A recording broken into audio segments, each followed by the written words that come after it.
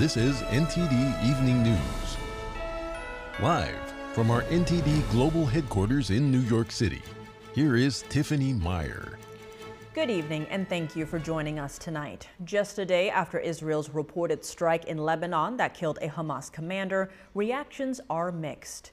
Meanwhile, Iran, which is known for backing the terrorist groups fighting Israel, is now facing attacks on its own soil.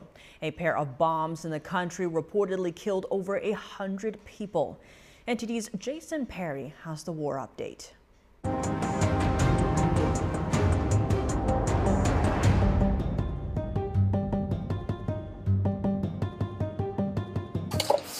After the airstrike near Beirut that killed a Hamas leader, the Hamas terrorist group on Wednesday said the strike was an act of terrorism and a violation of Lebanon's sovereignty. Innocent Lebanese civilians now find themselves caught in the crossfire. There was an assassination which led to the death of leaders. As you can see, we're surrounded by wreckage and cars. It's harmful to Beirut. It feels like an invasion of Beirut, an invasion of Lebanon. Meanwhile, this Israeli man's father is currently being held hostage by Hamas terrorists, and he thinks the airstrike that killed the Hamas leader in Lebanon has hurt the chances of his own father coming home. Of course, this will not help. It's only do the opposite. So I don't know who's in charge and who's giving the order, but he's definitely not thinking about the hostage negotiation talks. He said this about the approximately 100 hostages who remain in captivity in the Gaza Strip. I'm afraid that they are running out of hope there, and the lack of hope might kill them as well, alongside the horrible condition, the starvation, the sanitary condition in Gaza, the Israeli bombing, the Israeli soldier who might accidentally shoot them, as happened before. The factors that can kill him are growing larger by the hour. And sadly, on Wednesday, Israel Defense Forces announced the death of another hostage. The IDF said Sahar Baruch was killed last month during an attempted rescue operation. And they said at this point, it's not possible to determine whether he was murdered by Hamas or killed by Israeli forces fire. Israeli officials have said they're determined to bring all of the hostages home.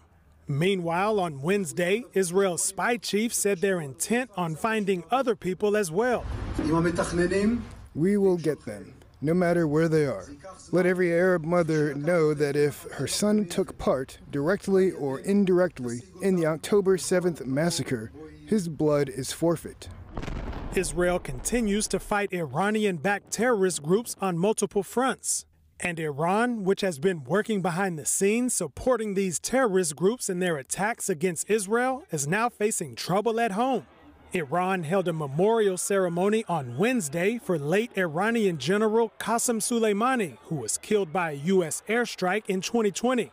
And during the ceremony, 2 bombs exploded near the crowds, killing at least 103 people, according to Iran's state-run media. Now, after the first bomb exploded, there was reportedly a pause for about 15 minutes, and then the second bomb went off. Terrorists used delayed explosion techniques to target people responding to the scene and try to kill more people. No group immediately claimed responsibility for the attack. Jason Perry, NTD News. Over to the war between Russia and Ukraine, tears of joy as the two countries exchange hundreds of prisoners of war. Ukraine said 230 prisoners of war, including 6 civilians, returned home today. Russia said nearly 250 of their troops were freed. This was the biggest single release of captives since the war began almost 2 years ago. The United Arab Emirates helped mediate the deal. Russia and Ukraine had multiple prisoner swaps in 2022, but they slowed down in 2023. The last prisoner swap was in August of 2023. Among the Ukrainian troops released today were some of those who fought in milestone battles for Snake Island and the city of Mariupol in 2022. Ukrainian President Volodymyr Zelensky shared photos of the freed troops and said, "We remember each and every one of our people." Russia offered no other details of the exchange. Dozens of House Republicans are at the southern border in Eagle Pass, Texas. Their trip comes as Customs and Border Patrol saw a record high number of illegal crossings in December, around 300,000 crossings. That is roughly the size of the city of Orlando crossing into the United States illegally in a single month. NTD's congressional correspondent Melina Weisskopf reports for us. House Republicans have made several trips to the southern border, but this is the first time that Mike Johnson is leading a delegation as the speaker, and it comes at a time when pressure is high, as right now the Senate is working on a deal with the White House. They're trying to find common ground solutions over immigration and border policy, how to change those policies to fix the immigration issue. But House Republicans, they have their own list of demands, much of which includes returning to Trump-era border policies, such as the Remain in Mexico policy. This delegation was made up of around 64 Republican lawmakers from 26 states, the Republican speaker says, and they met with Border Patrol agents, they met with local residents, they viewed processing centers, all to get a grip of the current situation at the border. Here's what those Republicans had to say about the urgency of the issue, arguing why their demands deserve to be met. When President Trump entered the Oval Office, he put in the Remain in Mexico policy, he ended the catch and release policy, he did the fundamental common sense things that stem the flow. It was down to a tiny fraction of what it is right now. In December alone, it's the highest number in history. And it's going to continue because they're showing no inclination at all to change it. The greatest domestic threat to the national security and the safety of the American people is Secretary Alejandro Mayorkas. And that last person you just heard from was Congressman Mark Green. He's the chairman on the Homeland Security Committee here. He says that next week his committee will officially begin those impeachment proceedings against DHS Secretary Alejandro Mayorkas, arguing that he has failed to uphold his duty to secure the border. But the DHS Secretary has pushed back, saying he simply doesn't have the money or the resources to 100% carry out his job effectively, saying that the ball is now in Congress's court. Take a look at what he had to say. We need additional personnel to advance our security at the border. We need technology to advance our fight against fentanyl. We need additional asylum officers to really accelerate the asylum adjudication process. But Republicans argue that if Congress does give the DHS more money, that money will only be used to process more illegal immigrants and release them into the country, rather than use the money to try to stem the flow of illegal immigration to begin with. Reporting from Capitol Hill, Melina Weisskopf, NTD News. And NTD's Jason Blair is down in Eagle Pass, Texas, where he spoke to lawmakers about the trip. I'm here in Eagle Pass, Texas, right in front of the U.S.-Mexico border. Now today, 64 members of Congress were here. They were touring the area in an event hosted by Representative Tony Gonzalez. Now they spoke with local law enforcement. They spoke with people here on the ground that are seeing the situation at the border every day. They were speaking to ranchers. They were touring facilities. And afterwards, I got a chance to speak with a couple of them, and here's what they had to say. Today we have members of Congress from 26 states, also American Samoa, and so we are here to learn the latest, and sadly the latest is the American families have been at no greater risk of attack than they are today. With the hundreds of terrorists that have crossed the border in the last year, but during the Biden administration, every American family is at risk. It's just inconceivable, the madness of the Biden administration not understanding. The Biden administration should be ashamed of themselves. Mayorkas should be ashamed of themselves. The thought of, by instituting an open border for the sex trade, for human trafficking, for human slavery, this is inconceivable in the 21st century. And hey, a key point, there's no country that doesn't maintain their border except the United States. Every other country maintains their border because they understand that it would lead to chaos, it would lead to victimization, it would lead to persecution of individuals, and so our border needs to be maintained as any other border in the world.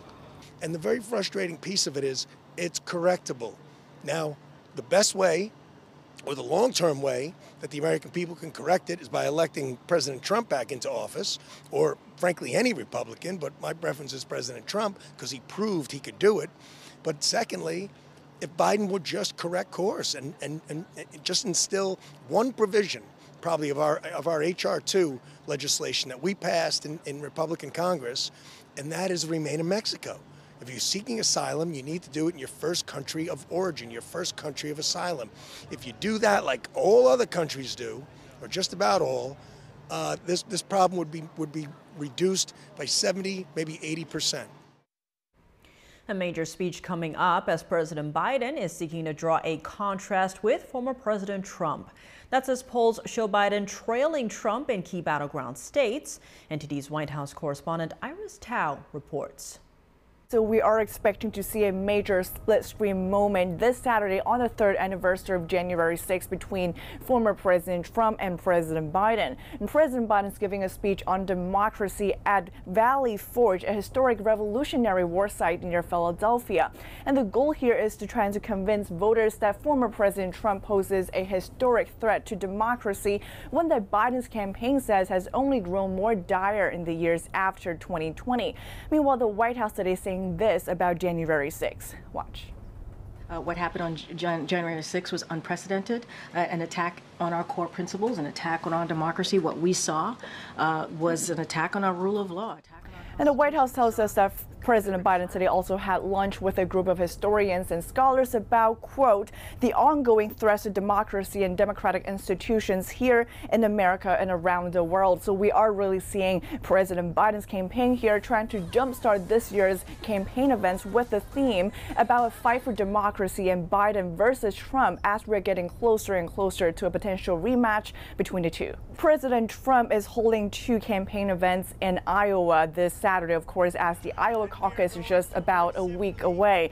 And let's not forget that Trump just weeks ago has also called President Biden a threat to democracy, accusing him of launching politically motivated persecution against Trump himself. So it does remain to be seen how the 2 leading candidates in the 2024 race will target and potentially respond to each other in their addresses this Saturday. Back to you. Is GOP presidential candidate Nikki Haley a good pick for vice president? Not, according to South Dakota Governor Kristi Noem, who said it would be a mistake. NTD's Arlene Richards has this story and more election updates. South Dakota Governor Kristi Noem says she doesn't usually agree with GOP presidential candidate Nikki Haley. She told Newsmax on Tuesday that Haley shouldn't be on former President Trump's list for vice president, and that if he did pick Haley, it would be a mistake. Noem was previously asked if she would consider being vice president. Oh, absolutely. Yeah. I mean, I would in a heartbeat, just because, you respect the position and the person who asks you to do something, and then see if you really believe that you could make a difference. She said on Tuesday that Haley is a different person depending on whatever works for her political agenda. Trump hasn't made a clear indication of who he may choose as a running mate. And with the Iowa caucuses less than 2 weeks away, GOP support for Trump is building. House Majority Whip Tom Emmer Wednesday became the last top 4 House Republican to endorse the former president in the 2024 Republican primary. He follows House Majority Leader Steve Scalise, Speaker Mike Johnson, and House Conference Chairwoman Elise Stefanik. Emmer told the Washington Examiner it was time for Republicans to unite behind Trump, because Democrats have made clear they will use every tool in their arsenal to try and keep Joe Biden and his failed policies in power. We cannot let them. Over in Utah, independent candidate Robert F. Kennedy Jr. successfully qualified for the state's presidential ballot. Kennedy's press secretary announced that he reached the minimum threshold of 1,000 signatures. Now he needs to qualify in 50 more states. At a press conference in Utah on Wednesday, he said some states refused to cooperate. Those are Maine, New Hampshire, and North Dakota. This is something that would never happen to a presidential campaign from the major political parties. Kennedy said the major political parties have an undemocratic lock on the presidential process. If Kennedy succeeds in getting on all of the state's ballots, he may qualify to get on the debate stage for the general election and potentially take a significant number of independent votes from the major party candidates. Arlene Richards, NTD News. Welcome back. Multiple states temporarily evacuated their Capitol buildings today due to bomb threats. The threats affected proceedings in Kentucky, Mississippi, Georgia, Connecticut, Michigan, and Minnesota. No states have reported finding any threatening items in those buildings. Kentucky said there was a mass email sent to several secretaries of state and state offices across the country. The center claimed to have placed explosives inside state capitals. A copy of an emailed threat obtained by CNN showed government offices in at least 23 states listed as recipients. Missouri is limiting the farmland China and other foreign adversaries can buy. This comes shortly after Florida Governor Ron DeSantis suggested he'd implement similar rules nationwide. NTD's Arian Pastar has more. Missouri's Republican Governor Mike Parson signed an executive order on Tuesday limiting the farmland foreign adversaries can buy. We are banning all purchases of Missouri agriculture land within 10 miles of critical military facilities by adversary nations, including China. The order also affects Russia, Cuba, Iran, North Korea, and Venezuela. But the governor added that the main focus of the order is on China. He says this aims to safeguard the military, prevent security threats to the state, and give Missourians a greater peace of mind.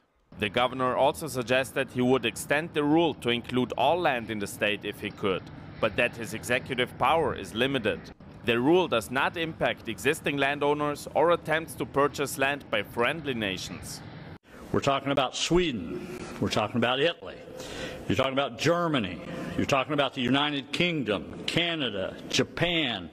Arkansas and Florida have previously enacted similar measures to deter malign influence from China. Just last week, Florida Governor Ron DeSantis talked about how he would handle farmland in the U.S. if elected president. Food security is national security. I don't want China buying farmland here. I view that as a national security asset that we have so that our country can remain free and independent. In 2023, DeSantis limited China's ability to buy farmland as well as land near military sites and critical infrastructure in the state. Arian Pastar, NTD News. More and more people are canceling their streaming services. Experts say consumers are adopting wiser spending habits. NTD's Dave Martin has more. More and more Americans are canceling their subscriptions to the major streaming services, such as Netflix, HBO Max, and Disney+. Around a quarter of subscribers canceled at least 3 services during the past 2 years. They've been educated to keep track of their subscriptions and, kind of use, I guess what I would call serial monogamy toward their streaming services. So, I'm going to spend a little time with Disney+. I'm going to binge watch all of the shows that I enjoy on Disney+. And then I'm going to cancel and I'm going to go to HBO. Rabbi Kelman Baxter is the author of The Forever Transaction and the Membership Economy. She believes the main reason for the cancellations is subscription fatigue. The average American spends around $219 a month on subscriptions, and they're getting wiser by canceling what they're not watching and by watching other kinds of content. Baxter says when Netflix first came out, it introduced streaming to the world. Streaming solved many problems no one else was solving, but now there are hundreds of such services. To get people back, the services are producing original content. Which is ironic to me because originally the whole point of Netflix streaming was they just had this huge catalog of content that was kind of timeless, mostly movies, but now people are very much attuned to what's the latest. And so that's changing how these organizations are working. They're becoming real movie studios. Baxter says there are many alternatives to streaming, like listening to podcasts, watching something that's not on a service, or reading a book. This is Dave Martin for NTD News. What is the extent of American social circles? A survey analyzed the figures. Here's NTD's Stephanie Sakal with the highlights. Recent Pew research has illuminated the landscape of American friendships, showcasing the variety of connections people from Dungeons and Dragons groups to potluck neighbors. The study revealed that 61% of U.S. adults prioritize close friendships for a fulfilling life, outweighing preferences for marriage, children, or financial success. While 53% have 1 to 4 close friends, 38% claim 5 or more, with 8% expressing having no close friends, highlighting concerns about a growing loneliness epidemic, especially in larger friend groups, echoing friendships in 90s sitcoms. The study looked into gender-based differences in conversation topics, emphasizing the significance of fostering diverse connections for overall well-being, particularly as the pandemic reshapes social dynamics. Stephanie Sikal, NTD News. The Houthi attacks in the Red Sea are impacting global supply chains and causing oil and freight costs to rise. How seriously should the U.S. be taking this as a national security issue? Joining us now to discuss, we have Jim Nels, supply chain consultant and economic analyst. Jim Nels, thank you so much for joining us. Great to have you back on the show. Good evening. It's great to be back with you again.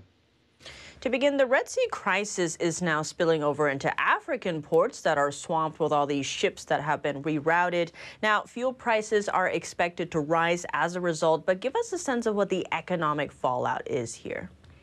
Well, if you look at the stretch of the ocean between the Suez Canal and the Gulf of Aden, they call that the I-95 of the ocean. You get about 21,000 ships a year that travel down there. About $9 billion a day of commerce traverse the Red Sea. So the economic impact is quite large. It also includes anywhere from 3 to 8 million barrels of oil a day. And that's why we're seeing oil start to increase. Oil's up a couple of bucks today.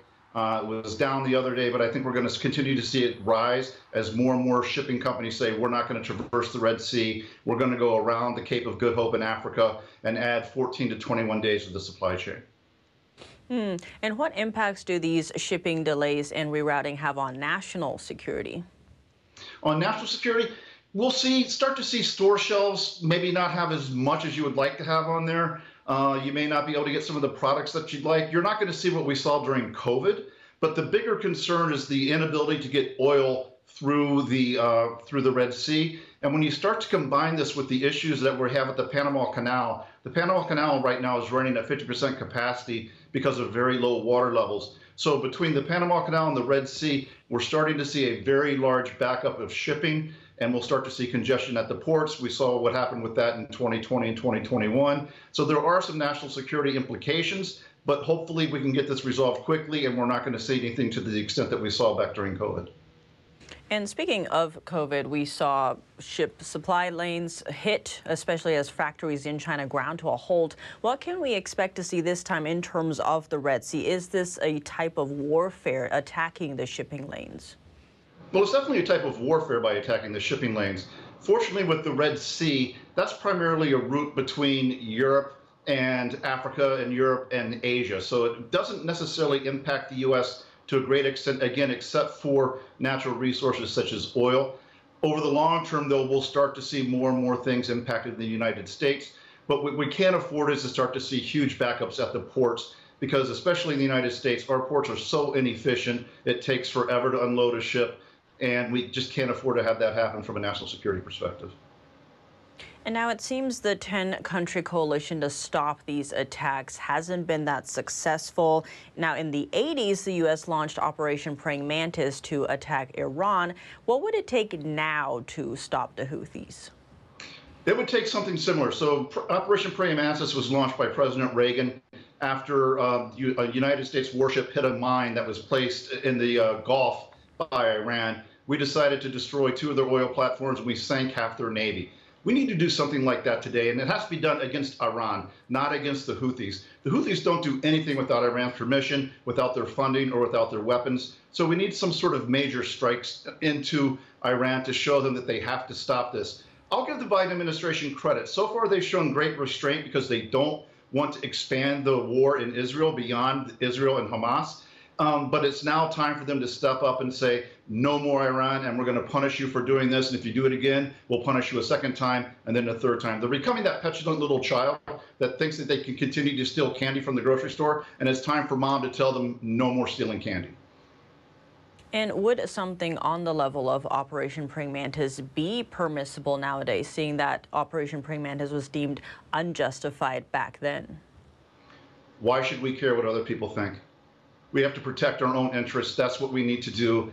Israel doesn't care what the world thinks about what they're doing with Hamas. We shouldn't care what the world thinks about what we do to protect our national interests. Jim Nels, thank you so much for your time.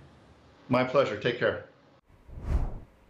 Reactions are coming in after Harvard President Claudine Gay resigned. Joining us now to share his thoughts on the news and comments on American higher education, we have Rabbi Abraham Cooper.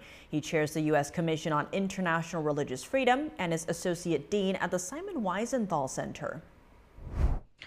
Rabbi Abraham Cooper, thank you so much for joining us. Great to be back on the show. Happy New Year. Nice to be with you again. Happy New Year indeed. Now, Harvard's President Claudine Gay has resigned. This is following backlash on both allegations of plagiarism and also her testimony on anti-Semitism. She is, however, staying on as faculty. What is your reaction to all of this? Well, my first reaction to her resignation was it should have happened immediately when she said those words where suddenly the issue of genocide was a matter of context. And when the potential victim are Jews, I think not only Jews recoiled in horror. On the other hand, when you read her statement, it's sort of an indictment, she thinks, of the system and that she's a victim of racism. I think I would tend to identify with those who say that she wasn't a victim of racism. I think she was placed in the possession of as president because Harvard perceived this would be the best way to go forward, but not necessarily based on academic credentials.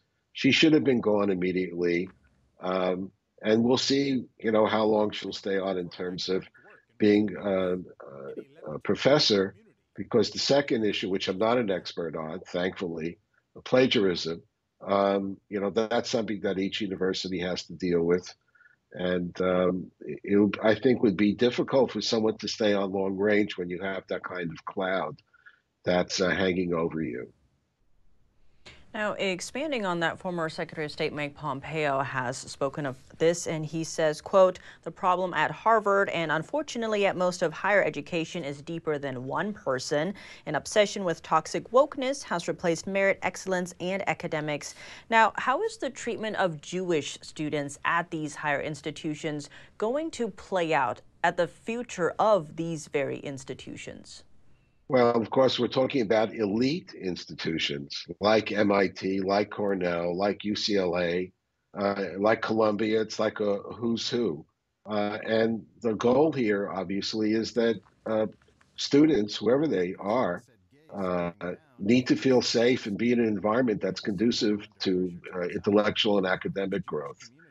The fact that anti-Semitism has not been dealt with in a serious way by so many institutions, we are dealing with one aspect of the tsunami of hate against Jews in the United States that's unprecedented.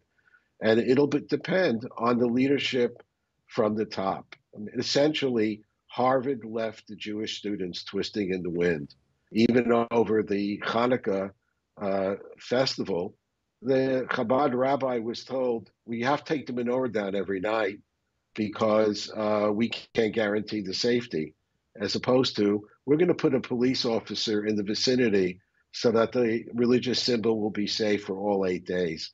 Just completely got it wrong. And I think that for some people who have that approach of wokeness, if you will, they don't know what to do about Jews. So more or less they say, we're white privileged people. Well, someone forgot to tell my grandparents when they came to this country with less than $10 in their pocket. We're not a race. Jews come in all flavors, sizes, and colors. So I think there are a lot of, if you want to talk about intersectionality, on this one, it's a huge mess. It has to do with redefining what's a victim, who's a victim, how do you deal with bringing about, the new term is equity, when the original term that was taught to us by no one less than Martin Luther King Jr. was equality. That's where we stand. Everybody needs to be treated with dignity and equality. And in this very difficult time for the entire world, with such conflict in Russia, Ukraine, and Israel and Gaza, and upcoming elections and debates and social media just weaponizing words, It's a very tough time for everyone, but especially for our community, where the head of the FBI said that 63% of all hate crimes in our country are targeting 2.4% of the population, American Jews. And on that note, you actually have a statement on that, and you note that President Gay's failures are symptomatic of deeper problems, including anti-Semitism in many of America's elite universities. Let's hope they all open a new chapter based on justice and equality for all. Give us a sense of what that justice and equality for all would look like in practice.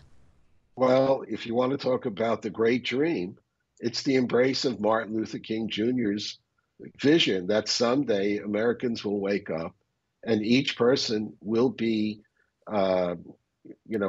dealt with and will be evaluated not by the color of their skin, but by the quality of their deeds and their actions. It sounds simplistic, but I think that's a place that we have to get back to, at least in terms of a goal that everyone could embrace. Equity, let's say if you're a dean has to deal with grades. Well, equity means you got to give everybody an A. Equality means everybody has the same shot at getting an A. Those are two different goals. And I think we're right now very, very far afield. And the fact that not just President Gay, but the three presidents of three of the top elite schools couldn't answer a straightforward question about genocide and anti-Semitism should be a shock to the whole system.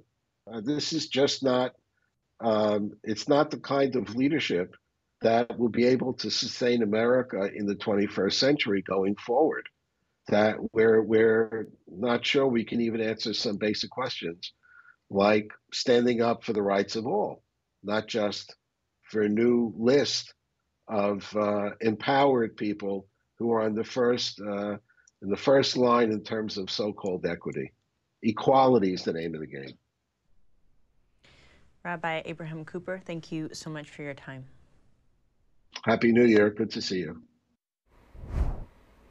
And this just in, Donald Trump has formally asked the U.S. Supreme Court to overturn the Colorado State Supreme Court ruling that removed him from the state's 2024 ballot under the 14th Amendment's insurrectionist clause. Trump's attorneys wrote in the filing, quote, "In our system of government of the people, by the people, and for the people, Colorado's ruling is not and cannot be correct." That filing was obtained by CNN.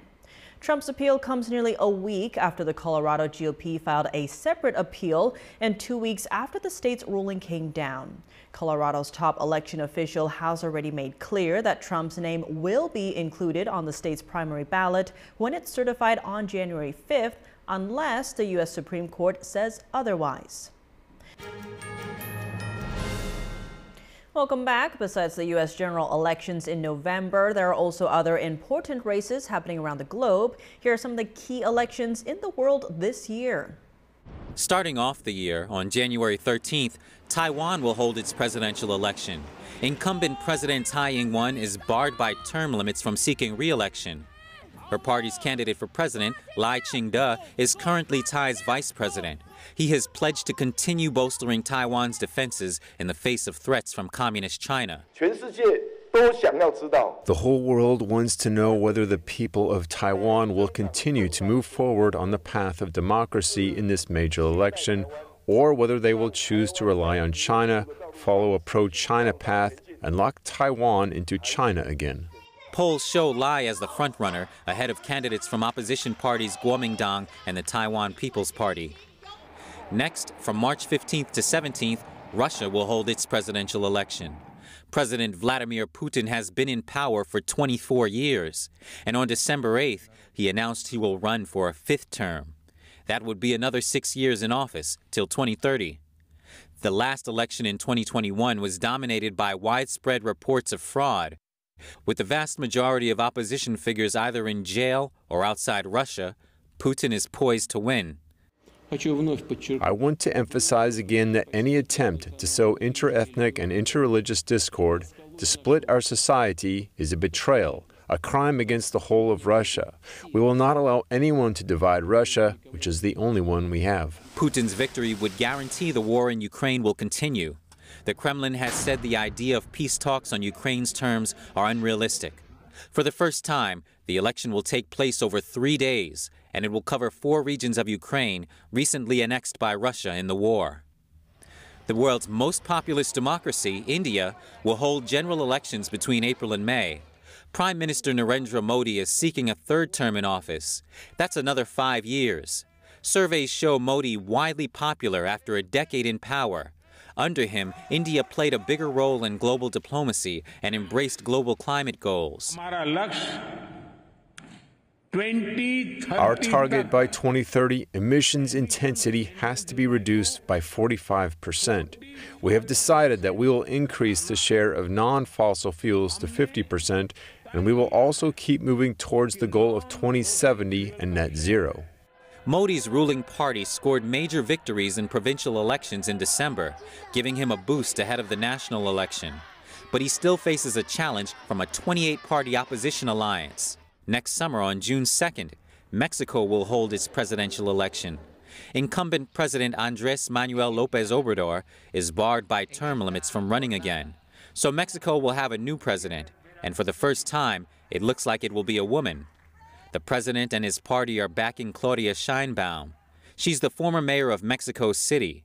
Polls show Sheinbaum having double the support of her opposition rival, Xochitl Gálvez. The Mexican president serves one 6-year term. Then, from June 6th to 9th, citizens in 27 EU member states will vote for members of the European Parliament. About 400 million eligible voters will choose their representatives. That's 720 seats in total. Members serve 5-year terms. No party has held a majority, so the parliament depends on parties forming coalitions. Currently, there is a major coalition between the People's Party and the Socialists. Right-leaning politicians scored recent victories in Italy and the Netherlands. It's worth seeing whether the trend will continue in the 2024 EU election. Finally, on November 5th, the U.S. will have its presidential election. Incumbent President Joe Biden, a Democrat, is running for a 2nd term. Meanwhile, former President Donald Trump, a Republican, is also running for his 2nd term in office. The race is likely going to be a rematch between Biden and Trump, just like in 2020. The latest polls show Trump dominating the Republican primary. And now for your sports news, we're joined by NTD's Dave Martin. Dave, the NFL has weighed in on the controversial ending to the Dallas-Detroit game, putting the responsibility on the players instead of the officials. Can you walk us through what happened here? Yeah, any player who's going to be an eligible receiver who wears the numbers from 50 to 79 or 90 to 99, who's going to be an eligible receiver, has to let the officials know beforehand. Otherwise, you'll end up getting a penalty for having an illegal receiver downfield, illegal touching, even illegal formation, which is a whole other story. Now, on this play, it looked like several players went to the referees to report, maybe in an attempt to confuse the other team of who is going to be eligible. Instead, it may have confused the officials instead, because I think they got the wrong guy. So when they ran the play, they converted, they got the 2-point conversion. It would have won the game, but instead they called a penalty on them, illegal player downfield or illegal touching, I believe, wiped out the score, and they ended up losing instead. Now, despite the NFL saying the players bear the responsibility, ESPN is reporting that the officiating crew was downgraded. They will not receive a postseason assignment. So maybe both sides do bear responsibility after all. Well, now elsewhere in the league, several teams have said they'll be resting their star players for this week. This is the last of the regular season. Now, you've said you're against this. Why? Yeah, to me, this is one of those things that looks great on paper, but maybe not so much in reality anyway. And this really only is an option if you're already clinched a playoff spot, and it doesn't matter whether you win or lose. You rest your best players the following week. That way nobody gets injured. Now, I'll grant the Chiefs are doing it with Mahomes, and they won 2 of the last 4 Super Bowls. Maybe Andy Reid knows how to do this. I don't like it because you never want to lose your aggressiveness. You never want to let up, because once you do, it can be hard to find that aggressiveness again. I've seen it too many times where they do this. It sends the wrong signal to the players. The team then comes out flat the following week in the postseason. I think former Celtics coaching great Red Auerbach said it best when he said, try to win them all and let the cards fall where they may. Well, now staying in the NFL, Aaron Rodgers made some headlines on the Pat McAfee show regarding Jimmy Kimmel and the Jeffrey Epstein client list. How How did they even get on that topic? They were talking about NFL conspiracy theories. One of them is that the NFL predetermines who's playing in the Super Bowl by looking at the colors in the Super Bowl logo, which is different every year, released well before the season starts. Now, Rodgers joked that there better be green in next year's logo, obviously referencing the Jets. Somehow someone asked whether this had anything to do with the Epstein list, and Rodgers said, quote, "That's supposed to be coming out soon. A lot of people, including Jimmy Kimmel, are really hoping that it doesn't come out," end quote. Kimmel didn't take too kindly to being mentioned. He called it reckless, threatened legal action against him. He also said he's never had any contact with Epstein. Now, Kimmel and Rodgers have a bit of a history. Kimmel kind of mocked Rodgers last year for publicly saying he wants to see who's on this Epstein list. Rodgers, meanwhile, is known for going against the mainstream media narrative. He declined the vaccine, the COVID vaccine. I think he feels like he's kind of a target because of that, too. Well, now looking at the college game, the TV ratings for the semifinals are in, and the Michigan-Alabama game generated some huge numbers. What do you think is behind that? Yeah, Michigan and Alabama are two of the biggest powerhouse programs. They're one of the most traditional programs. Both have high-profile head coaches, and they represent the two, most difficult football conferences, the Big Ten and the SEC. So the hype was incredible. The game lived up to it. It was an instant classic. You had Michigan in control in the first half. Bama stormed back in the third quarter, and then Michigan late had that final fourth quarter drive with a gutsy fourth down conversion. Then a thrilling overtime. Now, the game averaged 27 million viewers, making it the most watched non-NFL sporting event since like 2018. Now, I don't think the title game will generate those kind of numbers because Washington does not have that kind of following, but I think it'll still be pretty good. Well, Dave, as always, thanks for joining us. Thank you, Tiff. And that's all for today's news. Thanks for tuning in. I'm Tiffany Meyer. Good night.